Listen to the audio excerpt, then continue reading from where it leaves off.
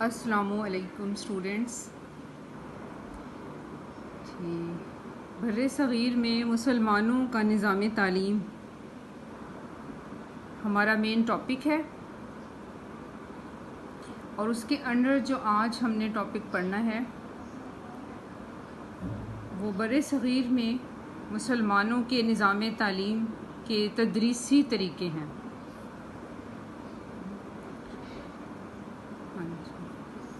تدریسی طریقوں کا مفہوم آپ کو میں پہلے بھی بتا چکی ہوں، اور میں پھر ریوائز کر دیتی ہوں. ٹیچنگ میتھڈز، پڑھانے کا طریقہ. ایک استاد کلاس روم میں آپ کو کنٹینٹ کنوے کرنے کے لیے جو بھی میتھڈز یوز کرتا ہے اس کو ہم تدریسی طریقے کہتے ہیں. اس میں سب سے پہلے ہم نے دیکھنا ہے ابتدائی تعلیم کے تدریسی طریقے کون سے تھے. تو ابتدائی تعلیم آپ جانتے ہی ہیں اسٹوڈنٹس، مکاتب میں دی جاتی تھی، اور ابتدائی تعلیم میں سکلز سکھائے جاتے تھے. تو اس کا سٹارٹ رسم بسم اللہ سے ہوتا تھا کہ جب کوئی بچہ 4 سال 4 ماہ 4 دن کا ہو جایا کرتا تھا تو پیرنٹس اس کو استاد کے حوالے کر دیا کرتے تھے. اب نیکسٹ سٹیپ جو استاد لیا کرتا تھا وہ یہ تھا کہ وہ رشتہ دار، پیرنٹس اور باقی لوگوں کی موجودگی میں سورہ الگ کی ابتدائی آیات اور سورہ فاتحہ تلاوت کرتا تھا، اور یوں اس بچے کی باقاعدہ تعلیم کا آغاز ہو جاتا تھا. یہ تو سٹارٹ کرنے کے لیے ایک سیلیبریشن تھی، اور اس کے بعد جس میں رسم بسم اللہ اور سورہ الگ اور سورہ فاتحہ کے بعد سے اس بچے کی تعلیم کا باقاعدہ سلسلہ شروع ہو جاتا تھا. اب اس کے بعد ہم دیکھ رہے ہیں کہ ابتدائی تعلیم میں ٹیچنگ میتھڈز کون کون سے تھے. تو اس میں ایک ہی ٹیچنگ میتھڈ تھا، اور وہ تھا مشق، ایکسرسائز کے تھرو لکھنا پڑھنا جو سکھایا جاتا تھا. ابتدائی تعلیم کا سلیبس سیکنڈ ایئر آپ جانتے ہی ہیں کہ معمولی لکھنا پڑھنا اور میتھمیٹکس کی ایجوکیشن تھی. تو ان چیزوں کو سکھایا جاتا تھا تکرار کے ذریعے، ایکسرسائز کے ذریعے، ریوائز کر کے.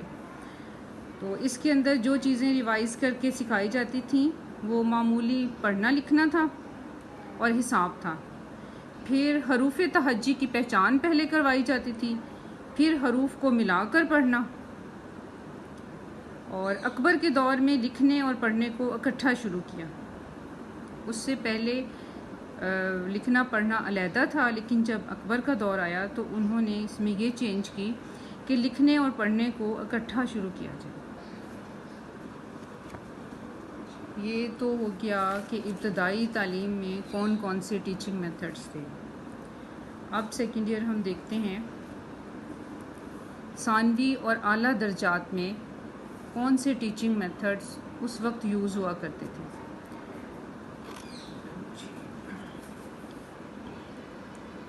اس میں سب سے پہلے ہے لیکچر میتھڈ آف ٹیچنگ. پڑھانے کے لیے لیکچر میتھڈ کو یوز کرنا. لیکچر میتھڈ کو اردو میں تقریری طریقہ تدریس کہتے ہیں. اور تقریر سیکنڈ ایئر تقریر کس کو کہتے ہیں؟ بولنے کو کہتے ہیں، اسپیچ کو کہتے ہیں. تو اس کے نام سے ہی آپ سمجھ گئے ہوں گے کہ اس میتھڈ میں استاد کس طریقے کو اڈاپٹ کرتا ہوگا. تو تقریری طریقہ تدریس سے مراد اسٹوڈنٹس تک لیکچر کو کنوے کرنا اس طریقے سے جس میں معلم متعلم کے سامنے خطاب کرتا ہے باقاعدہ. اس کو لیکچر میتھڈ کہتے ہیں. اسٹوڈنٹس خاموشی اور کنسنٹریٹ کرتے ہیں ٹیچر کے خطاب پر، پورا اس کا لیکچر سنتے ہیں، اس کا خطاب سنتے ہیں، اور پھر اپنی اپنی شخصیت کے مطابق ان کے کریکٹر میں چینج آتی ہے. تو اس طریقے کو کہا جاتا ہے تقریری طریقہ تدریس. اور اس میں جو امپورٹنٹ پوائنٹس ہیں یا اس کے جو امپورٹنٹ سٹیپس ہیں وہ اب ہم ڈسکس کر لیتے ہیں کہ اس ٹیچنگ میتھڈ کا پروسیس آگے کون سا ہے. اس میں فرسٹ سٹیپ پر معلم منظم طریقے سے اسٹوڈنٹس کے سامنے معلومات پیش کرتا ہے. یعنی کہ سب سے پہلے معلم ارینج وے میں اسٹوڈنٹس کے سامنے انفارمیشنز پریزنٹ کرتا ہے. سیکنڈ سٹیپ پر اسٹوڈنٹس خاموشی اور توجہ کے ساتھ اس کے خطاب کو سنتے ہیں، اس کی بات کو سنتے ہیں اور اہم نکات تحریر میں لاتے ہیں. یعنی کہ جو امپورٹنٹ پوائنٹس ہیں ان کو اسٹوڈنٹس لکھ لیتے ہیں. تھرڈ سٹیپ پر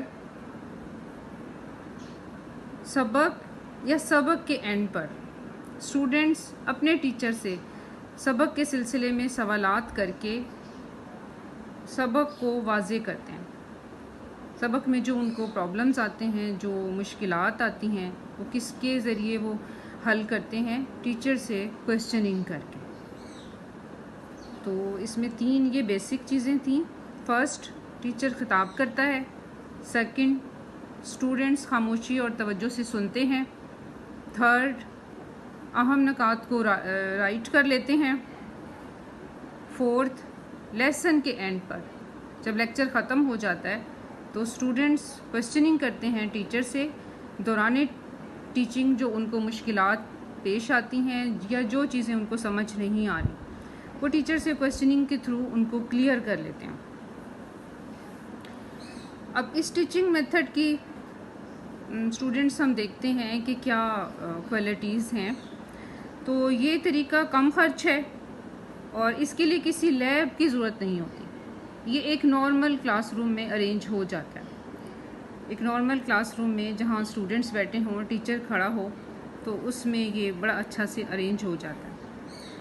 سیکنڈ، اس میں وقت کی بچت کے لیے یہ طریقہ تدریس بہت موزوں ہے.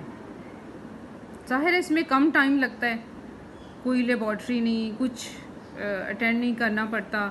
جسٹ آپ ٹیچر کلاس میں آیا اور ریلیونٹ ٹاپک کے متعلق لیکچر دیا.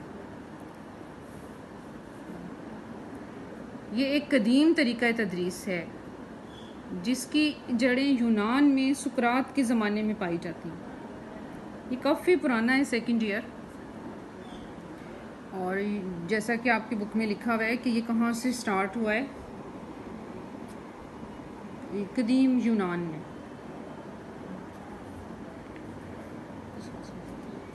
اب لیکچر میتھڈ اسٹوڈنٹس آپ کو سمجھ آ گیا ہوگا. ایک دفعہ میں اس کو پھر ریوائز کر دیتی ہوں کہ لیکچر میتھڈ میں ٹیچر خطاب کرتا ہے، اسٹوڈنٹس سنتے ہیں، اہم پوائنٹس لکھتے ہیں، ان کے کریکٹر میں چینج آتی ہے اور لاسٹ میں جو چیزیں سمجھ نہیں آ رہی وہ اپنے ٹیچر سے کویسچننگ کے تھرو ان کو سالو کر لیتے ہیں. اس میں سیکنڈ ایئر میں آپ کو کلیئر کر دوں کہ اس ٹیچنگ میتھڈ میں اسٹوڈنٹس کے کریکٹر میں جو چینجنگز لانا مطلوب ہیں اس کی کیا شرط ہوگی کہ اسٹوڈنٹس کنسنٹریٹ کریں. جتنی اسٹوڈنٹس کی کنسنٹریشن ہوگی اتنے ہی وہ مقاصد کو حاصل کر سکیں گے. اب ہم نیکسٹ ٹیچنگ میتھڈ دیکھتے ہیں، ٹیکسٹ بک ٹیچنگ میتھڈ، درسی کتاب کا طریقہ. درسی کتاب سیکنڈ ایئر کس کو کہتے ہیں؟ درسی کتاب یہ جو آپ کے سامنے ہے، ٹیکسٹ بک، اس کو درسی کتاب کہتے ہیں. اور اس کے نام سے ہی آپ سمجھ گئے ہوں گے کہ اس ٹیچنگ میتھڈ کو کس طرح ارینج کیا جاتا ہوگا. تو درسی کتاب کا جو طریقہ ہے سیکنڈ ایئر، اس میں مواد کو اسٹوڈنٹس تک پہنچانے کا ایسا انداز ہے جس میں مین فوکس درسی کتاب کو ہوتا ہے. درسی کتاب کو مرکزی حیثیت حاصل ہوتی ہے. جیسے اوپر ہم نے جو طریقہ تدریس پڑھا، تقریری طریقہ تدریس، اس میں مین فوکس ٹیچر کا خطاب تھا، ٹیچر کا لیکچر تھا. اور لیکن اس میں مین سینٹرل رول جو ہے وہ کس کو حاصل ہے؟ درسی کتاب. اس طریقہ تدریس میں معلم درسی کتاب کے مضامین اور عنوانات کی وضاحت کرتا ہے. اس طرح درسی کتاب کا نفس مضمون اسٹوڈنٹس کے کردار کا حصہ بن جاتا ہے۔